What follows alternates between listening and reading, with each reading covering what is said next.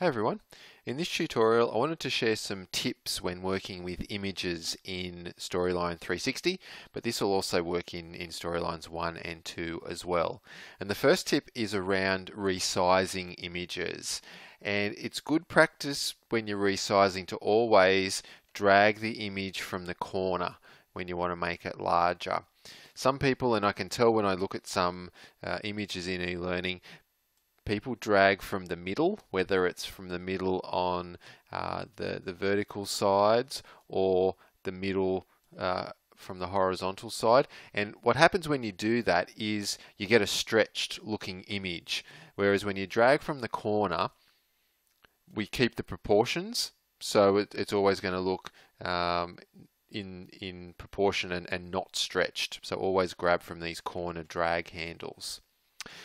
The next tip is around cropping an image. So sometimes you might have a great image, but you don't really need all of it onto the slide, and you can actually just hang the image off the edge of the slide, because anything hanging over the edge won't be seen, but that might not always be practical. So you can use the crop tool. So with the image selected, and I'll be doing this going to this part a few times in this tutorial, we get a format tab because the images have got formatting properties. And to reduce the size of this image, we want to get rid of this blank space. We're going to use the crop tool. So when you turn on the crop tool on your image, you get these little dark lines around the edge, and they're areas that I can left click and drag in, and I can reduce the size of my image. And when I click off the image, then I have a smaller version of my image, and I've removed part of the image. So cropping would be the second tip. The next tip is around aligning images, and it's good to align them to keep some sort of visual consistency in your projects. So I've got 3 images here, and one of the things Storyline does do is when you select an image and you drag it, in this case I want to line everything up down the left hand edge, I can tell when it's aligned because I get those dotted lines. That shows me that if I drag this one across as well, that they're all left aligned now. But what I have is I have uneven spacing between them. So I can fix that using the Align tool. And so what I need to do is I need to select all of my image, and I can do this a couple of ways. One is I can click and select the first one, then hold down the Control key and click on my other images, and then they're all selected. Another way of selecting multiple objects is in a vacant space, just left click and drag, and so long as that blue rectangle covers everything you want to be selected, it will select everything that it covers.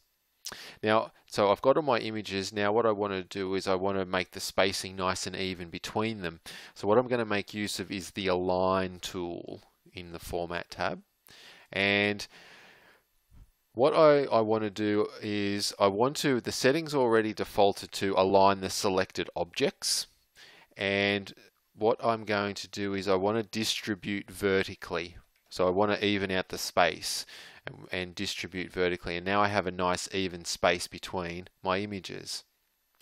The other option, so align selected objects means that Storyline knows the first and the position of the first and the last, and will even out the space of all the objects in between, because you could do this for 4 or 5 or 6 images. If we choose the Align to Slide option, and then I go back, I've just turned that setting on, and again I go back and do the distribute vertically. The Align to Slide creates an even space between the edge of the slide as well as in between the images as well. So a couple of ways of aligning. This Align, I use this a lot also for aligning buttons, for aligning text boxes, and I want to have nice even space between those things. I use that a fair bit. Align, and either horizontally or vertically is the ones I use a fair bit. The next tip is around moving an object. So we can obviously move objects around just by clicking and dragging the image around the slide. But with the image selected, I can also, I'm just pressing the arrow keys on my keyboard and moving it in different directions. Now that might be fine, but sometimes when you're trying to align an object to an image to another, I can't, maybe in this case the edge, I can't quite get it to align right on the very edge or align against another object. So if you hold down the control key and press the arrow keys with the image selected, it will only move the image at 1 pixel at a time. So you can do some really fine adjustments and lining up the position of your images to other things just by holding down control and using the arrow keys. The next tip is around a thing called size and position. Now, what that is, size and position actually, I can find out the exact position of this object, this image on this particular slide, and I could potentially have other images or objects on layers or even on other slides, have them aligned to the same position. So with the image selected, if I right click, there's an option here called size and position. And there's a couple of tabs here. I can see the actual size of the object here. I can also, as an aside, in the Format tab, I can also, right over on the right hand side, I can see the size of the image.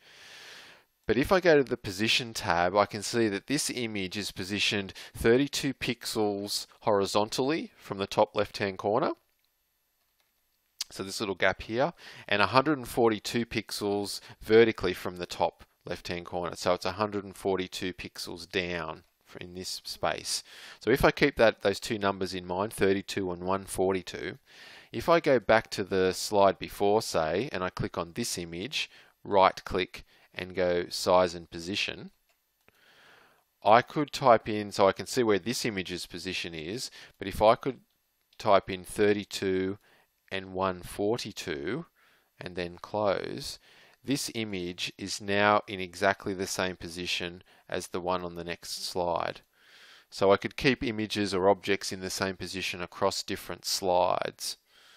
So that's a handy one that I use as well. My next tip is around copying and pasting.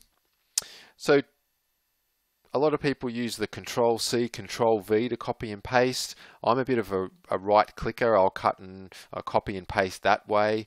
But another way of copying and pasting that you might not know of is if I just take my image here and the cursor is just off the image, if I hold down both Shift and Control and move towards the image, my cursor changes to a little plus symbol and a dotted box as well.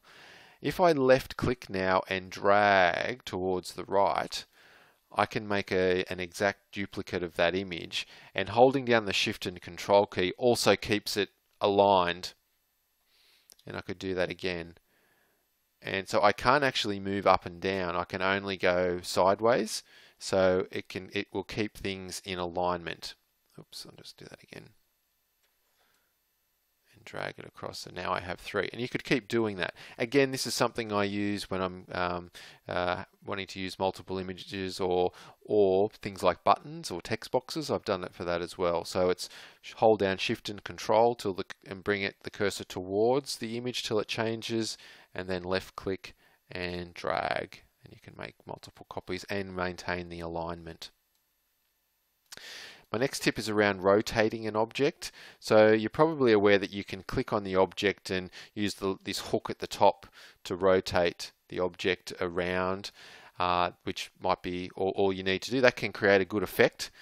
But again, in the Format tab, there's some other things we can do. There's a rotate option, and we can do things like, say, flip horizontal, which creates a mirror reverse of the image. I mean, that can be really handy because you could have a great image, but it's maybe something's facing the wrong way. So doing the flip horizontal. You can also, flip vertically or rotate, 90 degrees to the left and the right, so you don't have to drag the hook. So we can, rotate it around. But another rotation option is to use the more rotation options, and in the size tab you can also set the rotation, the amount of degrees of rotation you want on your object too, if you really want something specific. And my last tip is around when you have the image selected and in the Format tab over here on the left, that you can do things with the brightness, the contrast, make it brighter or duller, play around with the contrast of the image. So there's a few little image editing options available in Storyline. You can recolor the image, so there's a black and white mode. I've used this before with states, so I might have a colored image as the normal state and create a new state, and then use this recolor to make my my image black and white. So, which can be a nice effect, when you want to dull something out on the slide and maybe put a trigger to change the state to colored or to black and white, whatever you might need. So they're my tips, a few tips there for working with images in Storyline. Some of those do work with, like I said, with other objects such as buttons and text boxes. And the images that I've used in this demo actually came from the new photo library from the content library as part of Articulate 360. So it was good to see that they had some Star Wars pictures in there. Well, that's it for this tutorial, working with images in Storyline. I'll see you next time.